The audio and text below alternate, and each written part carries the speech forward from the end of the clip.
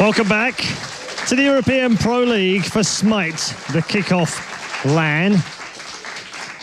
I guess you could say that, you know, there's something about 2 men, 1 cup, or something along those lines. We're going to go back to some more serious stuff, though, because we're back to our grand final here at the European Pro League kickoff LAN. It is 2-2 right now, poised on a knife edge, and Team Coast Blue versus SK Gaming. So let's go straight back to our commentary team for picks and bans.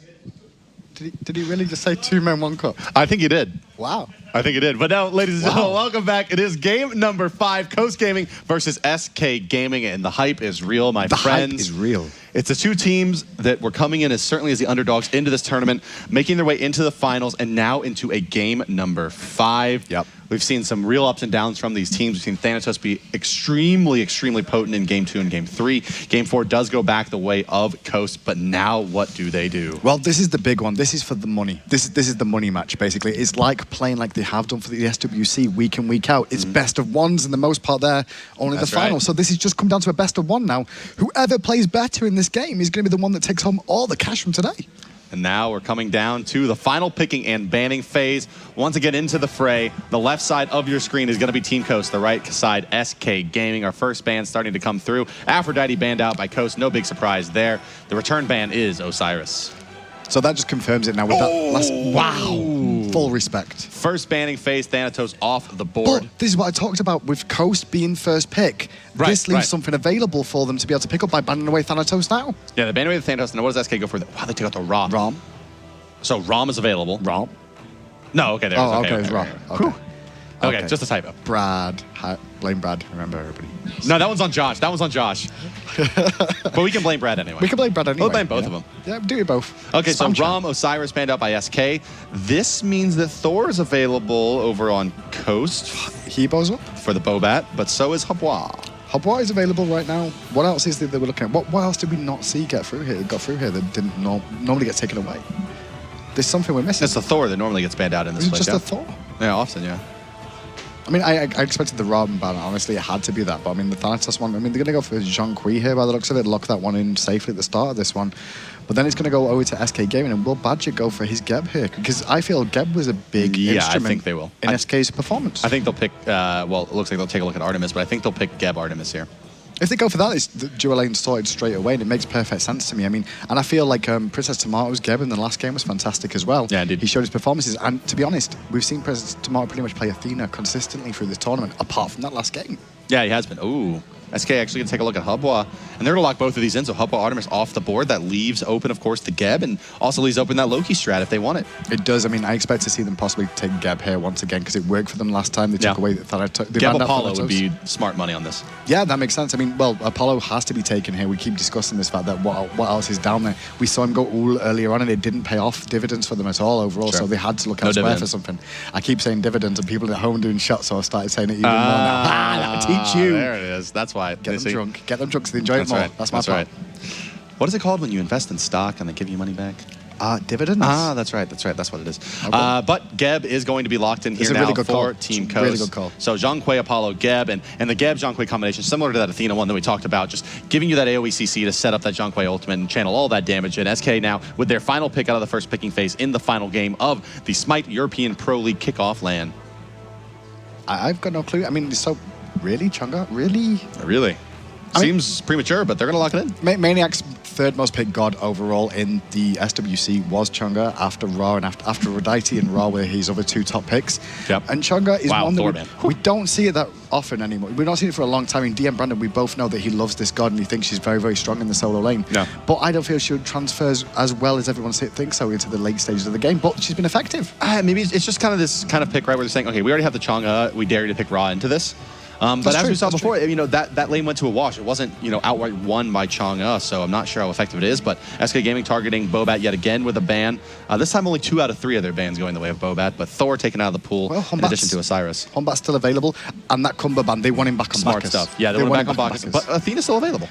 For some reason, Badger doesn't necessarily go for the Athena, it seems. I mean, if you notice, Athena favorite. was available last time, and he went for Bacchus. Yeah, so indeed. maybe he'll go for that again this time. Maybe he will go for I don't Athena. think so. I expect him to go that way. She's going to be snap Yeah, picked. it's got to be done. Yeah, and there she is. Athena getting locked in now. So, but still, you know, they don't really have that strong frontline presence with the Chang'e going to be holding on the solo lane, you know, unless she builds exceptionally tanky, which we wouldn't expect.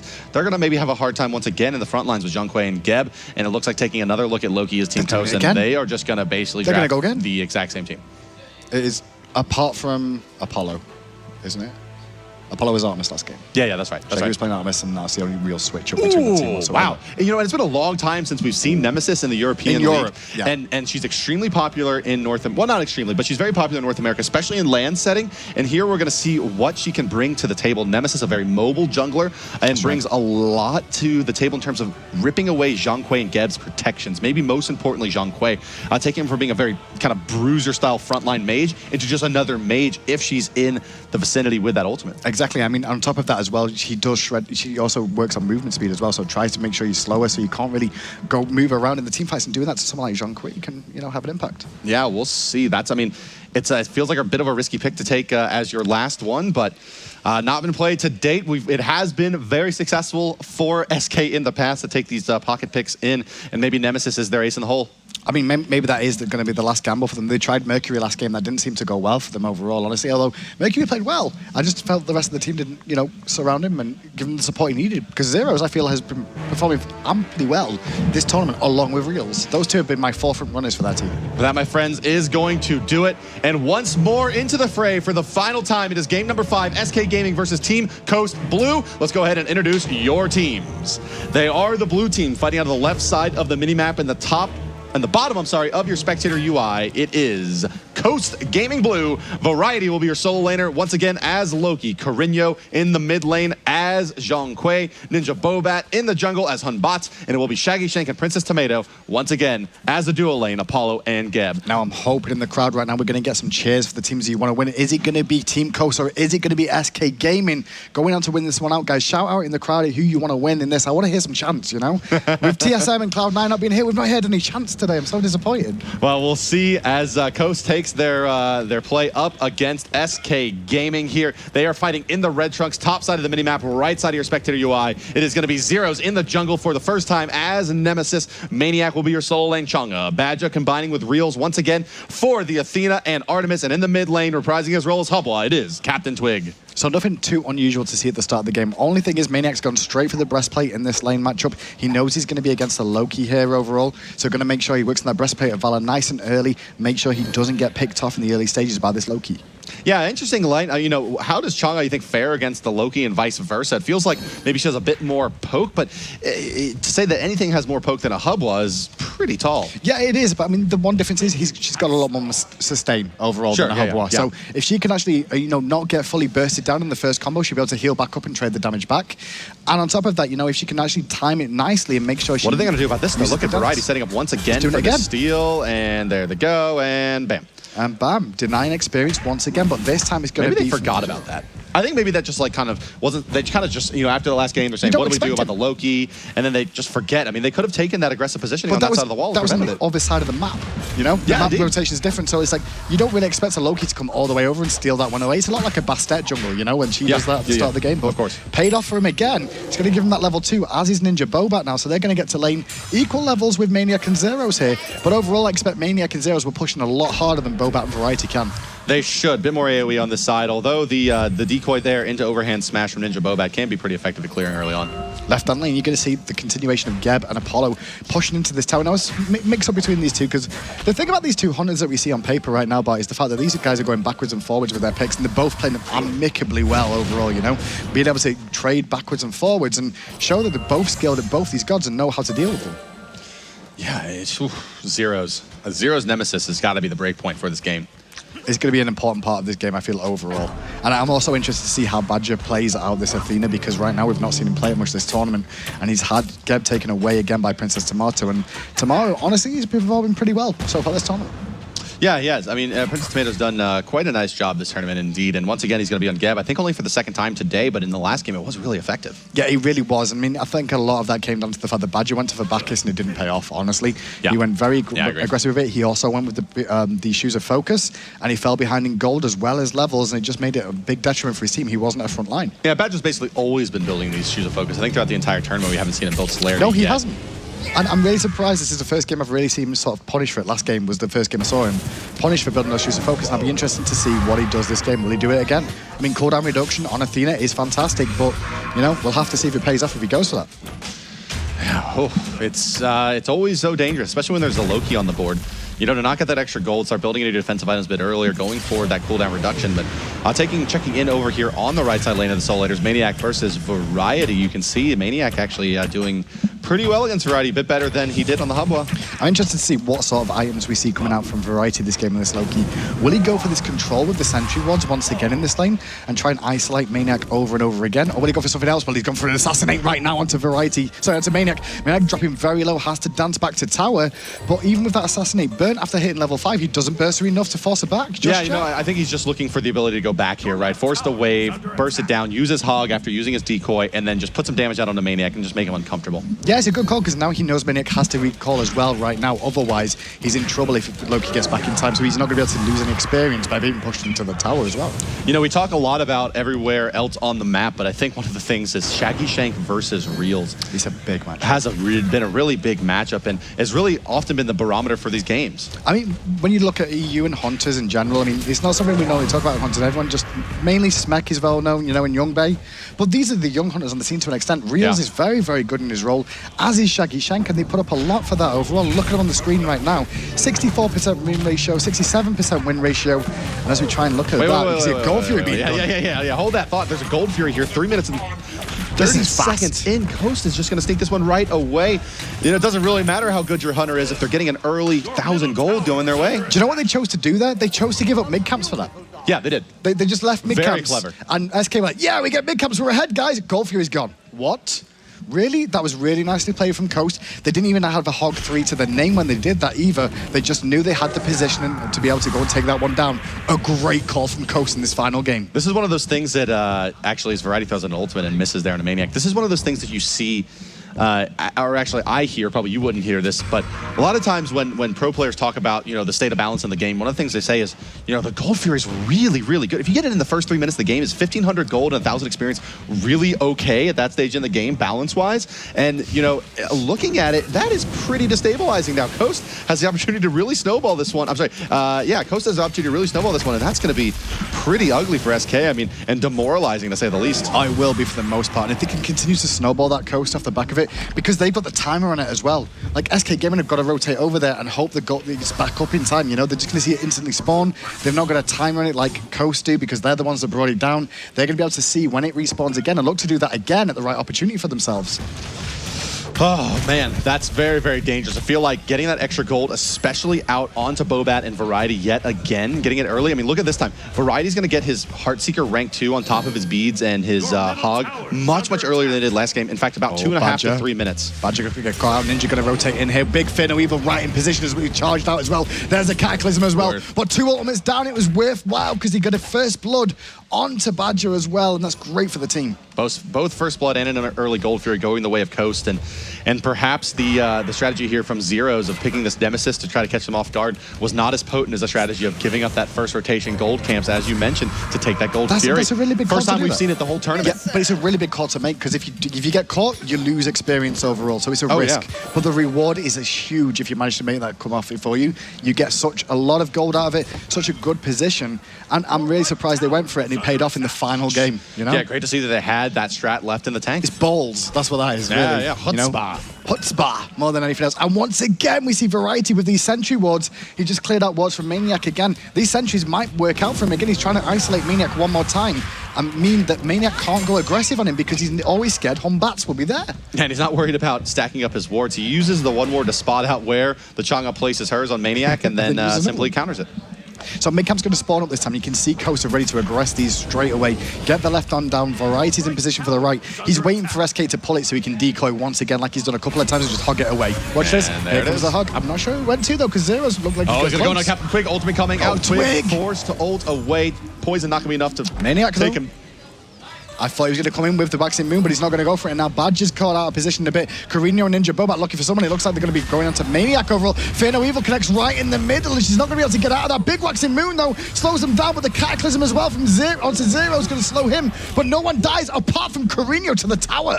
Yeah, going down to the tower, and his protection zapped as well by that ultimate from the name is escaping me, Nemesis. And we do have a pause coming out here. Edmund's going in on it. Of course, it does come after that engagement, so we don't expect to see any penalties levied against them. But yeah, not like week 10 Expo Secrets. Yeah. I'm just giving shout-outs to you guys. Not week 10, first week of, yeah, but still. But yeah, Carino gets picked there. I mean, a little bit awkward. They're diving into the tower. And notably, that pause did come out from Real, so it's not like Carino had disconnected or anything like that. You know, it was just Standard getting caught underneath of the tower. So we will see what the deal is here. But taking a look around the items, standard items coming out in demand from the Hunters here. We have the Heartseeker into Devourer's Gloves play. It looks like from both Reels and Shaggy Shank. Of course, Reels hasn't built into his yet. And Badger once again going for his cooldown boots. Princess Tomato once again going for, I'll say her, gold boots, the Midas boots as well. Early blink, of course, as he is playing the Geb. I don't know about these shoes of focus, honestly. It's not... When it works, it works. I mean, it's kind of like the Thanatos, right? When it works, it works. Yeah, I guess, but you know, I just, it's so dangerous that if you fall behind, I don't think it gives you enough to warrant you not picking it up. I mean, especially with the mid-camp change to 3 minutes a while ago that we all know about, you know, and towards the start of SWC, that we saw that, you know, change to 3 minutes. With that, it means that supports get a lot less gold in the rotations overall. They don't leave the lane enough, and so they need that gold to generate for themselves to be able to buy the items. And if they do fall behind, it's a really big difference. Oh, man. Yeah, it is. And so looking at what's going to kind of develop across this game here, Coast, once again, has a double assassin set with the Ninja Bobat and Variety, Hun Bots, and Loki combination. This time they do have Shaggy Shank on the Apollo, so they're going to be able to crash in and have even more surprise burst damage. In addition to that, Loki, the Zhonghui to hold their sustained damage during the fight, and of course, Princess Tomato to be the initiator on the Geb, as well as saving and bailing out those assassins. But on the other side, it really comes down to Zero's chin size timing, I feel like. Yeah, I mean, it's going to be interesting to see when this Gold Fury comes back up as well, because if Coast can do a similar thing to what they did last time round, then, you know, it's going to give him a bigger lead once again, because with it being only 1-on-1 in terms of kills, I mean, the gold differential is just over 2,000, and that's all down to that Gold Fury, honestly. Yeah, indeed, but it looks like we are getting back into game, ladies and gentlemen, unpausing, and away we go. Coast Gaming still up on SK. Yeah, still up on SK 7 minutes in, and that's so funny to say 7 minutes in and the Gold Fury's dead for a few more minutes. It's not often you get to say that. Yeah, it's going to be tough. It's going to be tough, I think, at this point, to really stabilize his SK in the early game phase. They have to look and try to hit a mid-game timing, I think, to really try to get themselves back into this game comfortably, especially considering it. Look at Variety, Ninja Bobat. Look at the damage they're putting out on this Tier 1. Oh, so much. I mean, they forced Maniac back. They did lose Carino for that, which we saw in the engagement before, but now Zeros is here. Can he do something? He's got his ultimate available. I don't think he does. Careful. No ultimate's available. Never mind for Coast. Actually, no ultimate's available on the board. All of them dumped out in that last fight. That's right. But yeah, I mean, that could have, had there been ultimates available, he would have gotten turned on, and it would have been pretty ugly, I think. But that's one of the most important things to do, Bart, over and over again, is take objectives when you get kills, when you get an opportunity, take them. And they took that Tier 1 tower. They took the Gold Fury early for free. Now they get a Tier 1 tower, and he's just going to open the map up more. And now, if he continues to put sentry walls down Variety in this lane, Maniac's not going to know where the hell Variety is, or even if he's in the lane at all, because he can rotate so much. I mean, the 7-minute tower timing in the Soul Lane is about as fast as you can hope to get it in a competitive match. And so they get that timing on top of their early Gold Fury. It's just a tremendous amount of global gold going towards their team. That's right. I mean, that gold's just sat there waiting to be taken, and this time Coast is just coming out straight away, taking it away. Gold Fury is due to spawn very soon. You'll see it flashing, and that means it's going to be 30 seconds away from spawning. So keep an eye. Look at Princess Tomato already. Sentry ward down, clearing out the Gold Fury, ready. They are going to go for this again. I expected to get the opportunity to. We'll see. We'll see if they are able to. Indeed, Princess Tomato going to get taunted out of his rollout. Just going to throw out some extra damage onto Reels and crew. Now rotating over to the left side, Captain Twig. Oh, Captain Twig's going to be recalling. Oh, no, don't recall Twig. Gold Fury's up. It's not going to get seen, though. I mean, the one thing is now that Zeros have walked past the Gold Fury, they've seen it spawn, you know? Yeah. And they saw a ward go down, so they've got a rough understanding of that Coast, know it's online, so they're not going to get the same sneak around as before. I expected Coast to go more aggressive, honestly, a few moments ago and look for a kill just before it spawned, so they could do it again. and take it away with as an objective. You never know. Look at the 45. positioning here from Tomato and Zeros. I don't think, yeah, it's a rank 1 blink on Geb, so he's not going to have that backup just yet. But they had an opportunity to pinch him in there if it was available. I think maybe the most important thing is going to be this ward right here from Captain Twig, just off to the left side of mid, going to be able to spot out when they go to try to rotate over to the Gold Fury. Well, mid camps are up right now with the spawn, and left-hand side going to be the first ones up as a Spout connects onto Princess Tomato. But left going to go in favor of Coast, right side, Maniac's in position, but Variety's looking for something in mid, actually just going to decoy farm that wave out for the most part, as Maniac's going to find the right-hand camps, but only get the experience for himself there. And Variety has finished off his Heartseeker a bit ago. Boba going to call that a little bit, but Stone Shield going to save him for now. Carino's in big trouble in mid. The crushing wave was forced and assassinated. His use onto Captain Twig. Carino finds the kill, and now Bobat's is there with the Fear No Evil, chasing him to Maniac.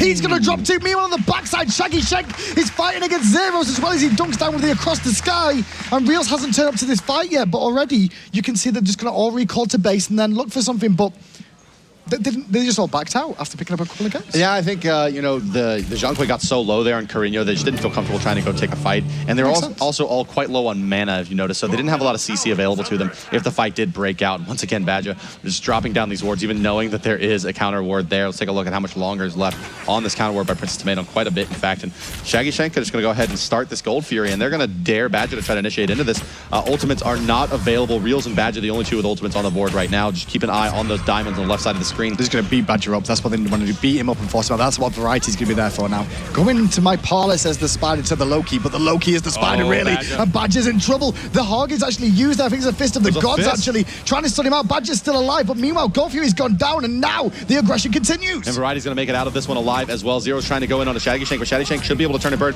Reels does rotate into this fight now. Does pick up Ninja Boba on the backside. Captain Twig now finding Shaggy Shank, and it could be that there's been too much here for Coast. They could be in a lot of trouble now as Carino's going to try to bail. Carino needs to just keep running away. Tomato needs to give this one up. Put the shield down, use the knock-up if you can, but don't die as well. I mean, they lost 3 kills for that one overall, but they did get the Gold Fury. And if you look at the Golden Experience, they're still in a good position, still in the lead right now, and I don't think they can really look to aggress down mid lane. So for the most part, it's okay for Coast, but Experience dipped a lot. Yeah, they lose a lot of experience there. The gold, not so much off of those kills. Just still too early. The bounties aren't high enough, but it's still looking like Coast. Maybe more importantly than getting that Gold Fury in terms of putting themselves more ahead, they prevent SK from being able to pick it up themselves. That's right. To try to close that gap. So even though it ends up probably being a wash or even an advantage in terms of SK, in terms of well, experience, the gold, they only really pick up about 500 gold on those kills over the Gold Fury there. So I think most importantly, yeah, it's keeping it out of their hands. Yeah, I mean, and with that gold going to them as well, look at the difference in supports right now. Look at the gold difference between these two. There's a 1,200 gold differential between Princess Tomato and Badger. And with those Gold Furies going to him as well, this is the detriment of going for this Midas boost. It can really push you into a bad situation, especially if you don't manage to pick up kills or assists. Yeah, that's right. That's right. Yeah, I mean, you really have to make those work for you. And with only 1 assist and a death to his name, Badger, not sure that he is. And once again, taking a look at the XP per gold per minute, 370 for Princess Tomato. Badger, 274, of course, Gold Fury, as we mentioned on the back of it, but it's still 100 GPM ahead. That's right, and now left-hand camp's going to spawn in the middle. That's going to go over to Coast Gaming. Right one's due to spawn any moment now. And we'll see what rotations comes. Carino took a lot of damage there. Bobat's looking to go aggressive against 3 members. That's a Cataclysm, but the Aegis from Captain Twig's going to buy him so much time. Crushing wave across the back. Not going to find anyone. As Variety used the Assassinate at the same time, so he didn't do anything. But Variety still finds Twig, and there's a big waxing moon. Yeah, a lot of trouble now. Shaggy Shank coming crashing in. Do they have enough damage to secure anything else? No. Boar coming out. Shaggy's going to beat it away. Maniac does find a kill on Ninja Bobat. Now on the Variety. Double kill continuing in. Maniac in the back lines. Princess Tomato in a lot of trouble. Can they get down the Stone Shield in time? Zeros forced out of this fight. Now Shaggy Shank's the one to die with the taunt. Triple kill for the Chong on Maniac. That's tower as well. They're going to be able to push down middle. Only Princess Tomato are left alive right now for a few seconds. They'll be able to get a tier 2 tower out of this. I don't know about a fire giant call. 4 for 1s is the name of the day. The Specify Finals has been all about 4 for 1s. This time, however, it's SK coming out on top of their 4 for 1. Can they get this one as well? And it looks like they're going to try for a tier 2 as well. If they get this tower as well, it equals things back in the terms of gold. Experience is now in their favor, though. But they need this tower to make that gap get closed. And you can see immediately it's technically SK in the lead because of that experience difference now, Bart. 650 gold separating teams, basically nothing at this point in the game, but a 3,500 experience advantage in favor of SK Gaming, taking that 4-man wipe. And now with that middle tower being down as well, well, the opportunity for them to go aggressive and look for picks themselves is now in SK's favor. It was Coast who initiated there overall. They went very aggressive with that. I don't understand why they went so hard in there. We saw Humpbats initiate onto 3 people, and then immediately after the Cataclysm, but it was a great Aegis coming out from Captain Twig that bought his whole team time to, regroup themselves and get themselves in a position to fight and actually win that one cleanly. And I think that fight would have been a lot different had Variety's ultimate not happened to come out right when Crushing Wave did and not get the stun on the Habois. I mean, all 3 elements used on Habois, and Habois still lives. That's not what you want in life. Not good at all, especially on someone like Habois who's going to continue to burst them down as much as possible. Especially one that hasn't built any defensive items outside of his abilities, right? Has gone Bancroft's talent into Shoes of the Magi, right? Didn't go for that Warlocks or Ethereal. Yeah, I mean, the Aegis has paid dividends for him, though, already. That greater Aegis just kept him alive for the longest part possible. And now, he's 4-8 in favor of SK Gaming, and they were trailing really hard early on. Yeah, also something to point out here. Once considered a standard item pickup on to really any assassin, Fist of the Gods. Haven't seen it for some time, but picked up now on to Variety in the first 15 minutes of the game, and it's done quite well. I'm not sure about it, though. It's still one of these items that we don't see that much because it's got a 90-second cooldown. Like a minute and a half on a cooldown is very long in the terms of Smite. I mean, when you look at the fact that Beads is on a minute and a half cooldown, there's better items available to you, available for you to be able to pick up in that role. Obviously, he's got that, but he could go for the sprint. Fist, it can be useful in the early game. He went for the Hog. It's better than the Hog 3 if you trust in your in your support. You can go for that. So one thing I do want to point out here, Hinduman, is that a bit different of a build derivation here from Badger. He says actually elected to go for the Sovereignty this time, not that super aggressive height of the Urchin on top of his cooldown boots. So maybe taking you to Reels solo down Shaggy That's Shank. big. That's big for him to be able to get a solo kill against a Hunter. That's going to be a big deficit now for the for Coast Gaming. Coast, because they're going to have to deal with Reels. That means that Reels can trade off 1v1 against Shaggy. If that happens again, you'll see some real issues. Right inside, though, Maniac getting aggressed on this side, too. Yeah, they're going to shove this tower in, and maybe now it's going to be SK's turn to take a look at the Gold Fury themselves. They can take it down quite quickly with the Artemis. Good time. Do they have any penetration on here yet? No, not just yet. Even the boot's not done, so it's not going to be very fast, but they should be able to control the area for long enough with zeros. Yeah, now Tomato's going to try and make a big play here. Has to use the shield and roll out. That's going to be a free Gold Fury for SK Gaming now. He may go down here. It looks like he's going to. Cataclysm forced, and Zero's going to find the kill, but meanwhile, Bobat's going in still, trying to go aggressive, not going to find anything else. Gold Fury to SK Gaming, and now the ball is in their court. They're wrestling this one away from Coast slowly but surely. 1,300 gold now in their favor, 6,000 experience, and that continues to climb, and they're going to turn their attention to the tier 1 on the left side. I mean, that timing of that solo kill, Hunter versus Hunter, to get a kill just as the Gold Fury spawns was huge for SK Gaming. Crashing into Shaggy Shank as well. They've taken out Captain Twig. A lot of the damage out of this fight. Reels is going to have Athena coming in on top of him. Shaggy Shank eats that damage, is trying to stay into position. Now going back in onto Reels. Fist of the Gods comes out for Variety to find that kill. Ultimate already used. Not going to be able to close the distance too well on the Badger without a block from the decoy. Not going to find it, but will find the aim strike. And down will go Badger. Try to take that tier 1. A little bit overextending, playing beyond their means. They will give up the tier 1 on the right side to Maniac. They're okay with that, however. And now Coast rotating as 3 through the jungle. Not sure what they're looking for. Are they possibly going for a 5-gen here? No. It's a possibility. No. It's mid tower. No, Fire Giant. It is going to be a Fire Giant called Maniac's in the area. Maniac's low on mana. He's got the mana buff on him, and he knows something might be up here. Just warded. Is he going to have a ward to see this one going on? I'm not sure. Well, Maniac and Zero's going to do big work here on Carino. Carino going to get dropped down before they can do anything. Fado Evil then gets popped. Zero's trying to juke away, using the shield to prevent it. Maniac low on mana, being aggressed on next as well. Dances to the death of as much as he can, but Variety takes him out. Trying to still keep tanking it alive, but he's taking so much damage from the Fire Giant. He has to disengage as the team comes in, but he's gonna have to make his way back in after the rest of the damage comes through. It should be pretty easy for them. Can Athena make her way in? Oh no, it's gonna be so close. Coast is gonna get it, but can there be the re-engagement from SK Gaming? Trying to roll out. Variety is gonna make his way out, and it looks like Coast is gonna get that for free. Big play. Not just that was tough to be able to do that. Make that call from the left-hand side of the map to rotate all the way over and go Fire Giant. We can do it, no problem. Even if Maniac's alive, we'll still deal with him. And Zeros too. Maniac has done a lot of damage in this game. In fact, to the tune of 10,000 player damage. He's keeping pace with the mid lane Zhonghui, which is very tough to do considering the AoE that Zhonghui puts out in these team fights. Yeah, I mean, I'm so surprised that whole engagement went down the way it did. I mean, they juggled the aggro so well. For Princess Tomato to have the presence of mind to continue tanking the Fire Giant so they can continue on with that was ridiculous. Oh, so looking at these solo laners here, where Variety and on the other side, Maniac have been such a huge impact on this game.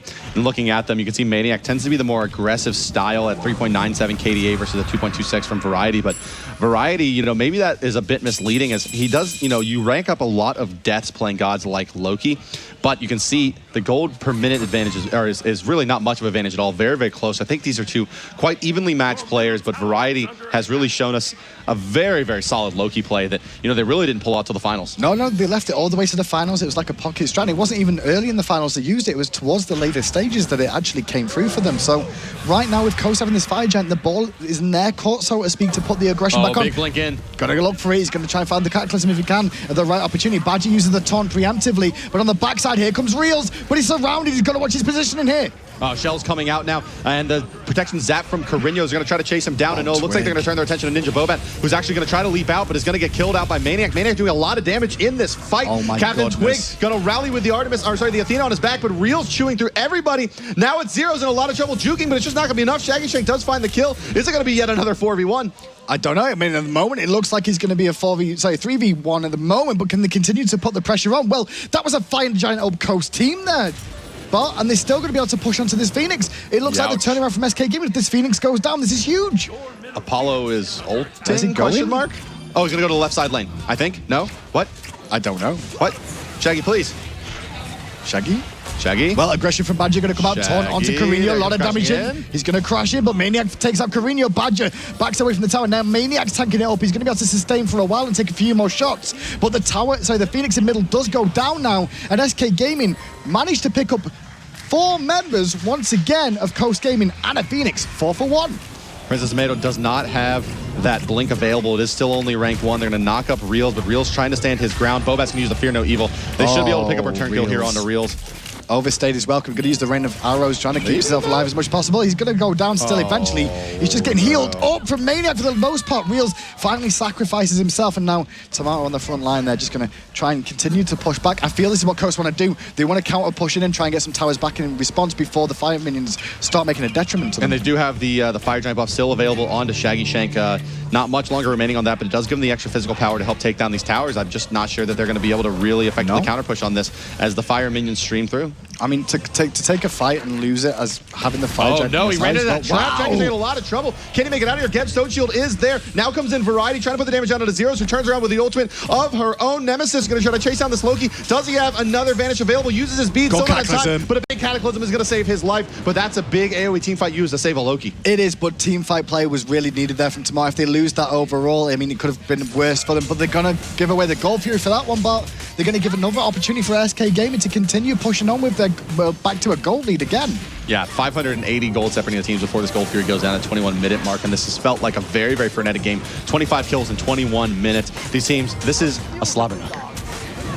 It is indeed a slobber knocker, overall, definitely, or at least a barn burner. It's been a barn burner all weekend, that's for sure. Not just in terms of heat, but in terms of the action these guys have put forward.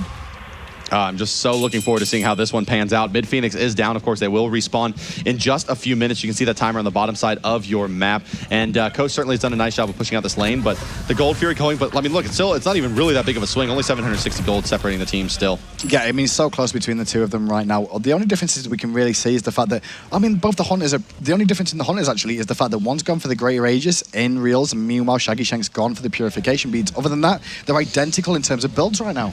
Yeah, and you know, the one thing that is advantage to Shaggy Shank here is that those Purification Beads will allow him to reset his cooldowns a bit faster if he needs to. But, you know, Apollo, not necessarily a god that does, you know, a tremendous amount of damage via his abilities, so you would really want to blow it specifically just for the cooldown.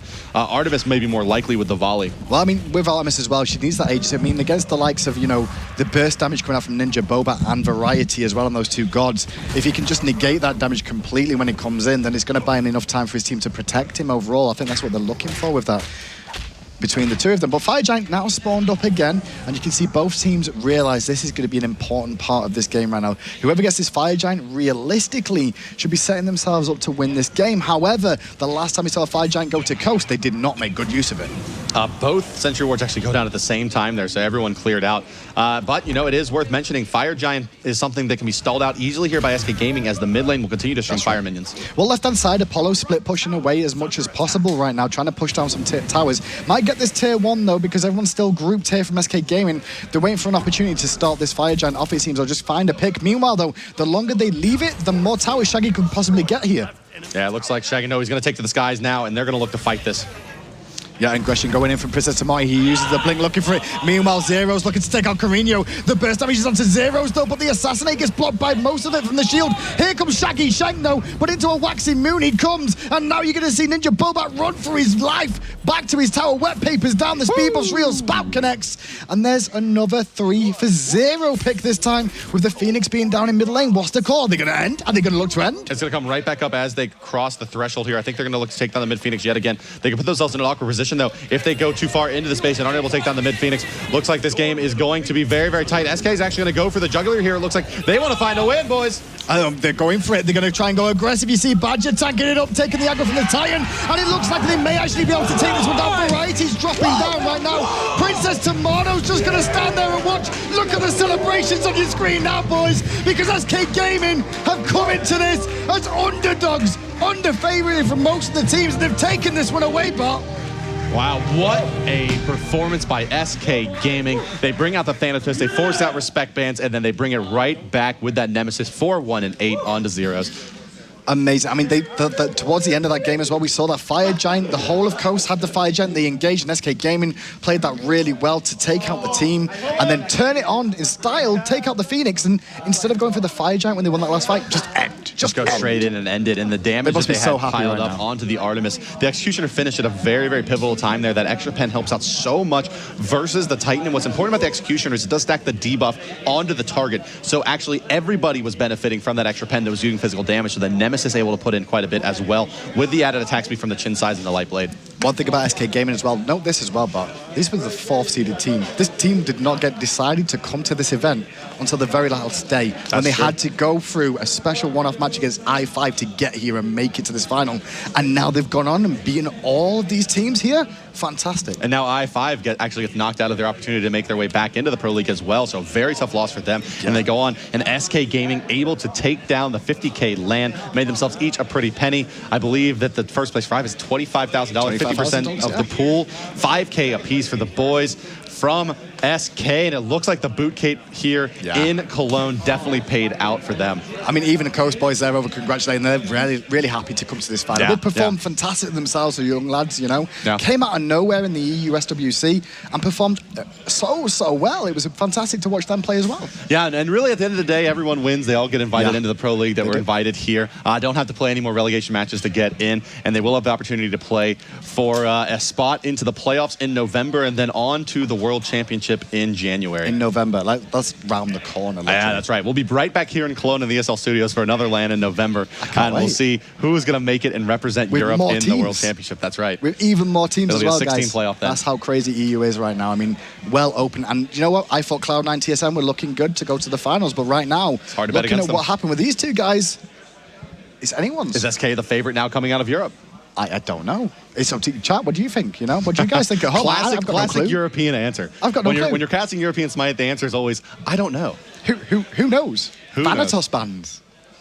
Oh, madness. Thanatos ban. Great set of games today. Yeah, it was. It was absolutely, let me fix my tie here for a moment. It was just a ton of fun to commentate these. I mean, it really was. I mean, really excellent games. Fantastic. And the studios have been fantastic. The area as well has been great to cast in, and great the audience. Viewers as well, like the guys who've turned up to watch as well, are fantastic as well. They're all laughing and joking, and great to see them, come out. You signed your first signature.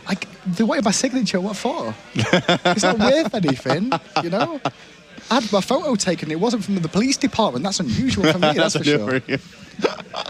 Oh, what a wonderful set of games, guys. And these players have all been just such camaraderie between them as well. I think no hard feelings between any of the teams. Not at all. And big shout outs, of course, to Coast Gaming coming in second here as a team that has relatively no experience in competitive Smite nor in LAN play. Relatively? No experience. Yeah, none in LAN, and also a new team. I mean, 3-4 month old team. Yeah, pretty much 3-4 month old team. They've come off the back of all those plays they've made in the SWC, managed to get themselves the 3rd spot overall, come here and finish 2nd over the likes of TSM and Cloud9. And take SK to 5 games as well. But that shows you, this is the talent that EU has. Yeah, it's very, and you guys very at home could do the same thing. If you look at the amateur scene coming up as well that hi-rez are bringing, with the amateur scene, there's teams like you guys that could be sat at home now with your buddies, because these guys all know each other. Most of them, like Carino and Ninja Boba, they're best friends in real life, Yeah, that's right. They made a team, They came here, they just got second place against the likes of TSM, Cloud9, and SK Gaming. Can't complain. Well, once again, SK Gaming, one of the oldest organizations in esports. Not the first time nor the last time we'll say SK Gaming takes on a LAN event. And with that, let's go ahead and toss it over to Paul for the winner's ceremony. Thank you very much to Bart, also to Hindu Man, and of course Mr. Jason Kaplan as well.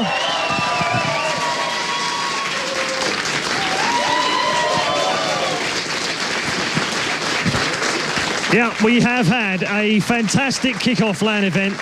The 4 teams that took part in the tournament brought us some fantastic games, and I think you'll agree the final was absolutely terrific. Todd Harris is with me, COO.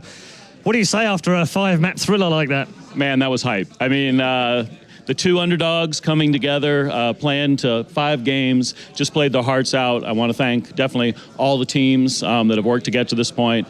Awesome game. Congratulations to SK Gaming, an organization founded in Germany here originally with a long storied esports history. So props to them and also to the runners-up. I mean, Team Coast just played awesome.